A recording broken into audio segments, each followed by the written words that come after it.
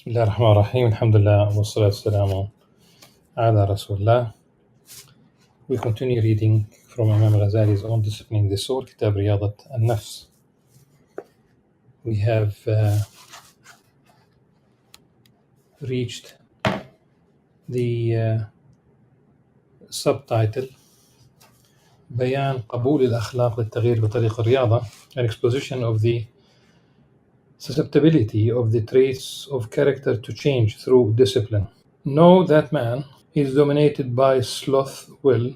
Know that the man, so it's not everyone, who is dominated by sloth will consider unpleasant any spiritual struggle and discipline, or any purifying of the soul and refinement of the character. Sloth will, من غلبت البطالة عليه. It's that type of person who is not motivated really.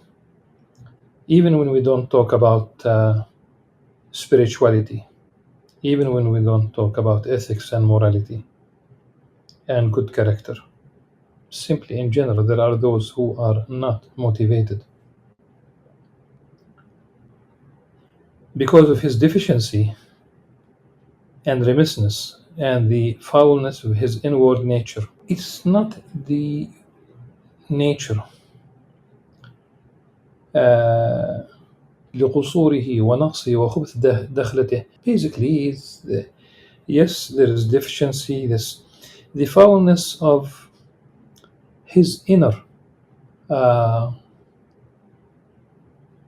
dimension, if you will. But that could also be the word nature. Why I'm emphasizing that it should not be used, because we don't talk about something innate. We are not born with that. So because of all these three deficiencies, his soul will not permit him to undertake such a thing. Therefore, he will claim that the traits of a man's character cannot conceivably be altered, and that human nature is immutable. He will adduce two things in support of this claim. Firstly, he will say that character, khuluq, is the form of the inward in the same way that the created form, khalq, of man is the form of the outward. No one is able to alter his external appearance. A short man cannot make himself tall, neither can an ugly man render himself handsome, and vice versa. And thus is the case with inward ugliness. Secondly, he will assert that goodness of character proceeds from suppressing one's desire and anger,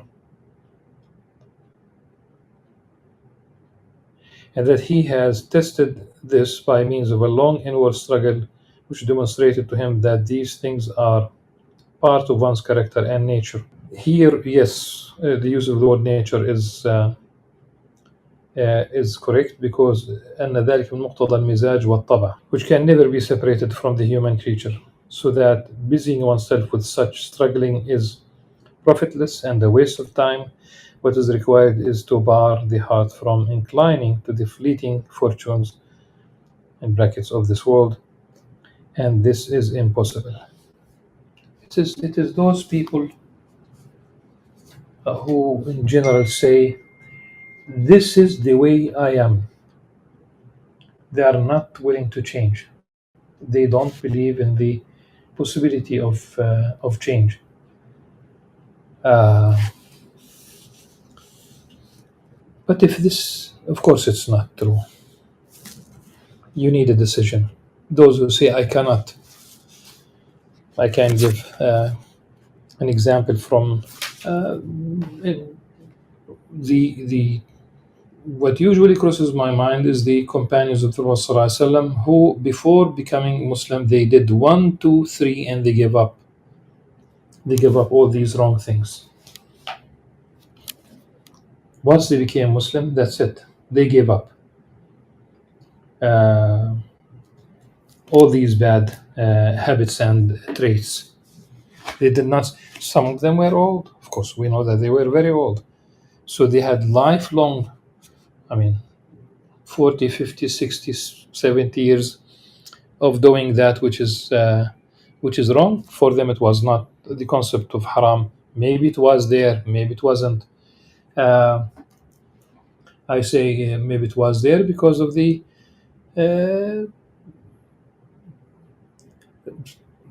the teachings of the prophets before Islam, though there was really a big gap, a few hundred years.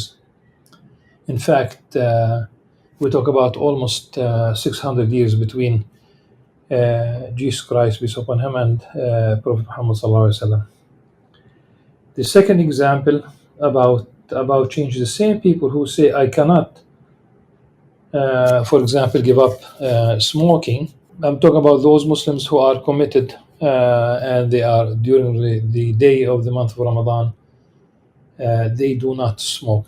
If you can stop smoking during the day, you can stop smoking during the night. But they are convinced that they just convince themselves that they can stop during the day, and they it's okay for them to relinquish their own will. To such an objection, we would say, now the answer from Imam Al-Ghazali, were the traits of character not susceptible to change, there would be no value in counsels, sermons, and discipline. And the Prophet ﷺ would not have said, improve your characters. يا معاذ حسن خلقك للناس. حديث منقطع, so the chain of narrators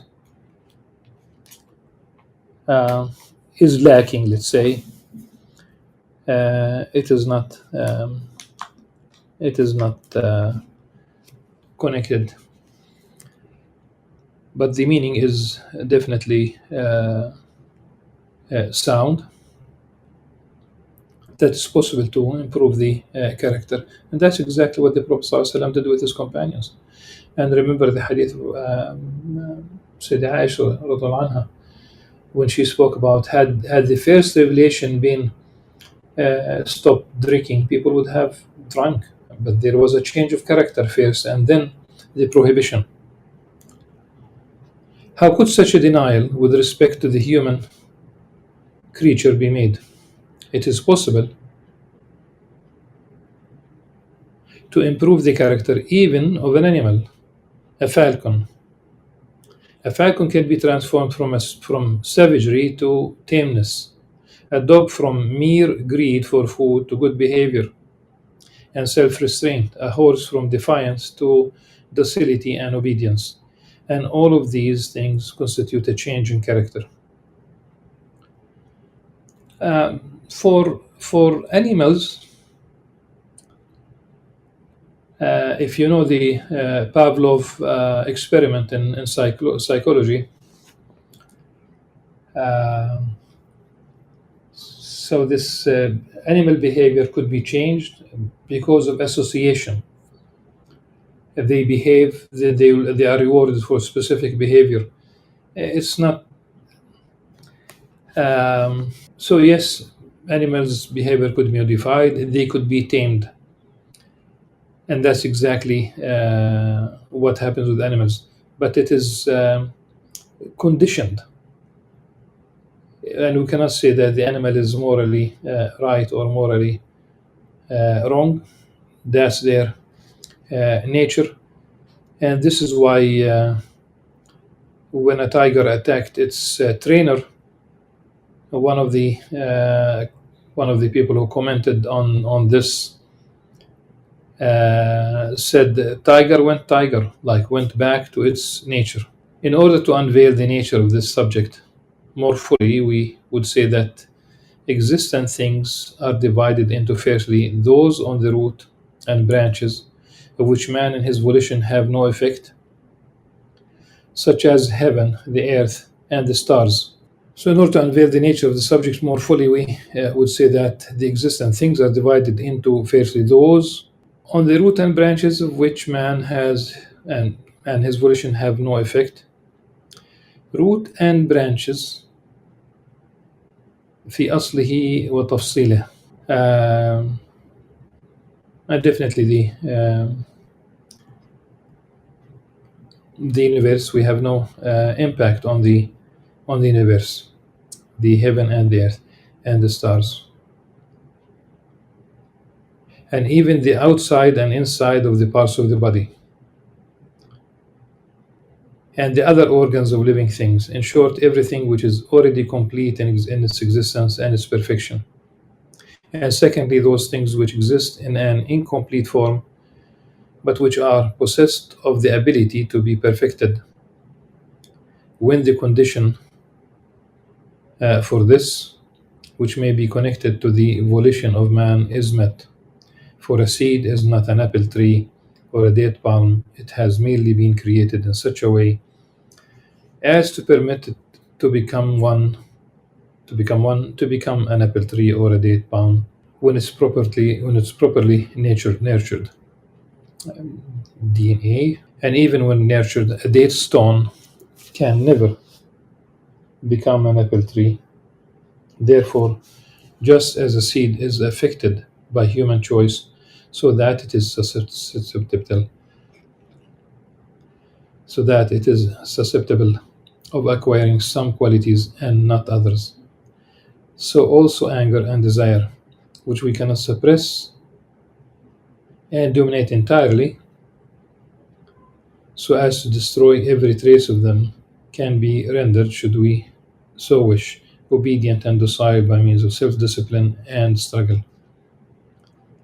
Well, the Quran speaks about وَالْقَاضِمِينَ الْغَيْظَ, those who suppress their anger, because the Quran does not require us not to have anger, and also that capability. Imam Ghazali explains that it is needed to defend oneself. It is needed depending on the context then. And this we have been commanded to do, for it constitutes the means of our salvation and our coming to God. Of course, temperaments vary. Some accept this thing rapidly, while others do not. There are two reasons for this disparity. Firstly, there is the power of the instinct, غريزة, which lies at the root of one's temperament, together with the length of time for which it has been present. The capacities for desire, anger, and pride are all present in the human creature. However, the most difficult to deal with and the least susceptible to change is that of desire, which is the oldest capacity in man. For it is the first thing to be created in a child, to be followed, perhaps after 7 years, by anger. Imam Ghazali, he chooses 7 years because that's the age of discernment, sin al-tamiz, for Imam Ghazali. For it is the first thing to be created in a child, to be followed perhaps after 7 years by anger, and finally the power of discretion. The second reason is that a trait character may be reinforced as a result of acting frequently in accordance with it and obeying it, and considering it to be fine and satisfactory. In this regard, people are of four degrees. Firstly, there is the man who is innocent and without discernment, who cannot tell truth from falsehood, or beautiful from foul actions, but who rather remains with the disposition, the fitrah, with which he was created. يولد المولود على الفطرة. Well-known hadith. People are born in that state of fitrah, in that state, natural state of disposition.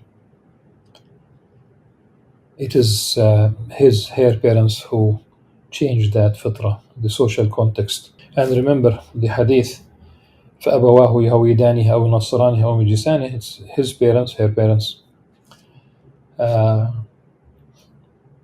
who caused her to become Jew, a Christian, or a Magian. But also remember that for Muslim parents, if they belong to deviant groups, they might also cause the child, to sway the child away from the straight path, from the true Islamic worldview, because of of something that they have followed. It could be ages, it could be centuries old. Remember, for example, فرق بين الفرق of al-Baghdadi, uh, who happened to, rahimahullah, to die the year Imam Ghazali was born, 450. More than 70 sects existed in Baghdad at the time, and we know that they cannot be all true. I'm talking about Muslims, not talking about non-Muslims now. So yes, it could be a political deviation, and not only theological. That's also possible. The Khawarij, one, because the Khawarij phenomenon was not short, relatively speaking, compared to the history of Islam. Yes, it was short, but it was not really. It was not very short. So think about people being born to families of Khawarij. I would say that at least there were three, maybe four generations of Khawarij. So, being in that state of fitra, which was with which he was created, being devoid of any doctrines, and whose desire was never aroused through the pursuit of pleasures, such a man will respond very rapidly to treatment, and only needs the instruction of a guide and an internal motivation which spurs him on the spiritual struggle, through which thing his character will be reformed in the shortest possible time. In the guide, we talk about he needs a guide, he needs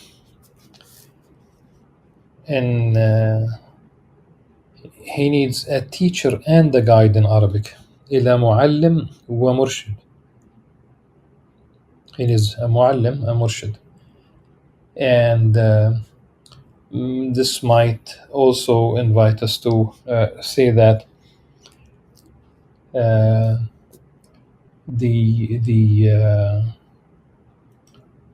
statement كن فقيها,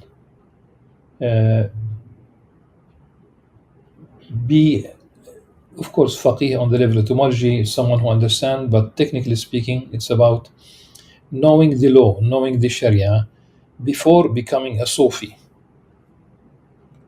So you need instruction, you need to know the Sharia, and then you tread on the spiritual path. Secondly, there is the man who recognizes ugly acts for what they are, but is not in the habit of acting righteously, for his evil actions have been made to seem fine to him, and commits them under the influence of his desires, which, having won control of him, deflect him from his better judgment. Despite this, however, he knows that he is not acting as he should.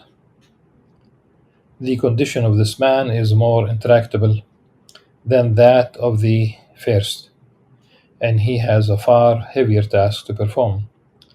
He must first uproot the habitual inclination to corruption, which has become rooted firmly in his soul, and secondly, sow therein the quality of habituation to righteousness. Nevertheless, he is in general susceptible to the effects of self-discipline, should he undertake this in a serious, determined, and resolute fashion. Thirdly, a man, number two, just think about is it which is easier, to build a house from scratch, a piece of land that is even, and there is no previous structure, or you need to there is an old structure that is collapsing, and you need to destroy that and remove the rubble and build again. Of course, if it's clear, even, and there is no previous structures, that is much easier. Same about the human being. It is us who corrupt the character of the children. Remember this. We say to the child, don't be shy, and we encourage children to be bold, not in a positive sense, And then at one point, we realize that there is no more shyness in their character, and we start punishing them for that. Thirdly, a man may consider ugly traits of character to be obligatory and preferable, and to be right and beautiful. Having been brought up in this way, the treatment of such a man is almost impossible, and his reform can be hoped for only in the rarest of cases, because the sources of misguidance in his case are so many. Fourthly, there is the man who has been reared to believe in and to work corruption. He believes that merit lies in abundant iniquity and murder, and boasts of this in the belief that this raises his status. This is the most difficult degree, in which connection it has been said that improving an old man is hardship itself, while reforming a wolf is torture. Thus, the first of these four men is simply ignorant, while the second is ignorant and misguided, the third is ignorant, misguided, and corrupt, while the fourth is ignorant, misguided, corrupt, and evil. It's not impossible. It's not impossible even to reform the fourth one, but it must be a very difficult task, unless sometimes they go through experiences that transforms, and usually negative, but could be also very, very positive. I remember from the school, from elementary school, there was a bully in class, and later on in his life, as an adult, but still very young, because he carried on this bullish character to the not only from school to the public to the space. And I remember he was stabbed in his chest. Anyway, he was really in. He almost died from that, and I think that event itself did bring him back to a different, to let's say, a life without such. Without crime, without it was not. We was not about really doing anything. There was no drug involved. There was no alcohol. There was, to my knowledge, but it's this. A bully will find always someone who can and will beat him. This is the nature of things. There is no monopoly on evil. Inshallah, this is enough for this session, and we'll continue with this topic in the next session with Allah Azza wa Jalla. Until then, subhanakallah wa bihamdik, ashhadu an la ilaha illa anta astaghfiruka wa atubu ilaik. Wassalamu alaikum wa rahmatullah wa barakatuh.